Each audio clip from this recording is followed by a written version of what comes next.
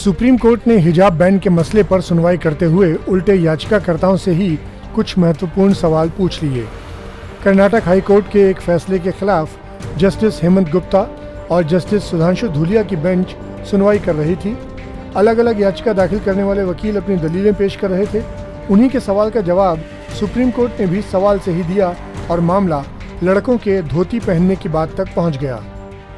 आइए आपको बताते हैं कि बुधवार को हिजाब मामले में वकील की दलीलें क्या थीं और सुप्रीम कोर्ट के जज का सवालिया रिएक्शन कैसा रहा। याचिकाकर्ताओं की तरफ से शामिल एक वकील देवदत्त कामत ने सुप्रीम कोर्ट के सामने बुनियादी अधिकार की दलील रखी। संविधान का अनुच्छेद 19(1) अभिव्यक्ति की स्वतंत्रता का अधिकार देता है। क्या पहनना है इसे भी ये अधिकार सुनिश्चित करता है। इस पर जस्टिस हेमंत गुप्ता ने कामत से पूछ लिया, अभी आप राइट टू ड्रेस की बात कर रहे हैं तो बाद में आप राइट टू अनड्रेस की बात भी करेंगे? ये जटिल सवाल है। इसके अलावा अगर कोई सलवार कमीज पहनना चाहता है या लड़के धोती पहनना चाहते हैं तो क्या इसकी अनुमति दे दी जाएगी? इससे पहले कामत ने कोर्ट में दलील दी।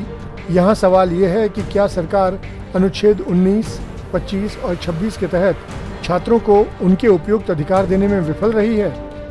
हम यहाँ यूनिफॉर्म को चुनौती नहीं दे रहे और ना ही ये कह रहे हैं कि कोई यूनिफॉर्म की जगह जीन्स या कोई अन्य कपड़ा पहन ले।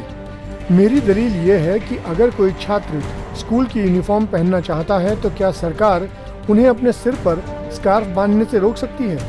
यहाँ ऐसे हिजाब या जिलबाब की बात या जिबाब की बात नहीं हो रही है जो सिर से पांव तक उन्हें कवर करता हो। हम बात कर रहे हैं एक ऐसे स्कार्फ की जो स्कूल यूनिफॉर्म से मैच करता हो। क्या उससे किसी की धार्मिक भावना आहत हो सकती है या किसी छात्र की यूनिफॉर्म नेशनल सिक्योरिटी या शांति जैसे अहम मसलों को नुकसान पहुंचा सकती है? अपनी दलीलें पेश करते हुए वकील देवदत्त कामत ने कोर्ट रूम में काले कपड़े से सिर ढके हुए एक महिला एडवोकेट को इंगित करते हुए कहा कि अब देखिए, इनसे किसी को क्या दिक्कत हो सकती है? क्या इससे कोर्ट को कोई दिक्कत हो रही है? कामत ने कहा, केंद्रीय विद्यालयों में भी छात्राओं को हिजाब पहनने की छूट है। वहाँ छात्राएं स्कूल यूनिफॉर्म से मैच करता हुआ हिजाब पहन सकती हैं। हमने ये दलील कर्नाटक हाई कोर्ट में भी दी थी, लेकिन हाई कोर्ट ने ये कहते हुए दलील खारिज कर दी कि केंद्रीय विद्यालयों का मसला राज्य सरकार के स्कूलों से अलग है। दक्षिण अफ्रीका में केरल की एक छात्रा स्कूल में ड्रेस के साथ नथनी पहनना चाहती थी। वहाँ भी यही विवाद उठा। फिर कोर्ट ने फैसला दिया कि नोज रिंग यानी नथनी पहनना भले धार्मिक मान्यता का हिस्सा न हो, लेकिन पहचान से जुड़ा है। इसीलिए वहाँ की अदालत ने उसे मंजूरी दी। ब्रिटेन की संसद में स्कूल में लड़कियों के सलवार कमीज और स्कार्फ पहनने का मसला सामने आया था, जहाँ इसकी अनुमति दे दी गई। ब्रिटेन की संसद ने जिलबाब या जिबाब की अनुमति नहीं दी थी क्योंकि वो सिर से पांव तक व्यक्ति को कवर करता है। जस्टिस गुप्ता ने उनसे इस पर हल्के अंदाज में कहा, आप इंडिया लौट आइए। वहीं जस्टिस सुधांशु धूलिया ने सवाल किया, क्या आपने वहाँ के संविधान को पढ़ा है? वहाँ कई विश्वास हैं।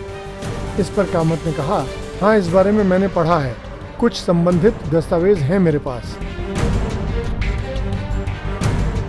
तब जस्टिस गुप्ता ने कहा, हर देश का अपना संविधान, कानून और नियम होते हैं। हम अमेरिका के संविधान का पालन नहीं कर सकते। इस पर कामत ने कहा, अच्छी चीज़ों का हमेशा स्वागत होना चाहिए। इस पर कोर्ट ने कहा, यहाँ बहस इस बात पर हो रही है कि क्या लड़कियों को युक्ति संगत छूट दी जा सकती है या नहीं।